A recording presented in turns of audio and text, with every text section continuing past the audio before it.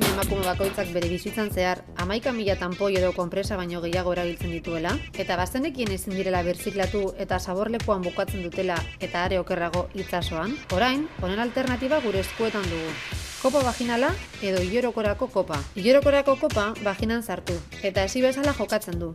Ilorokoa barruan utziz. Goma edo silikonazkoa da, eta 5 cm inguru neurtzen ditu.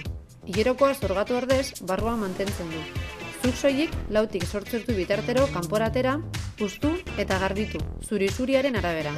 Eta ilorokoa bukatzean, kopa ontzigarbi gaiotik pasatu edo irakiten utzi, eta hurrengo hilabeterako prest duzu. Kopa honetan ez duzu toksinarik aurkituko, eta betiko kanpoiak ez bezala ez dute shock toxikoaren sindromerik eragiten. Ez du zure flora vaginalean eskurik sartzen, ez du zikatzen, ez tandakin ikusten. Eta hau gutxi balitz, inguru giroari ez dioia kalterik egiten. Hasiera batean kopa hau bakarrik internet bidez eros litzakeen, baina gaur egun farmazia eta denda askotan dago salgai. 30 euro balio ditu, eta 10 urtetan zehar erabili dezakezu. Noizbait kalkulatu duzu denbora horretan zenbat diru gastatuko zenuen konpraizaro kanpoiekin?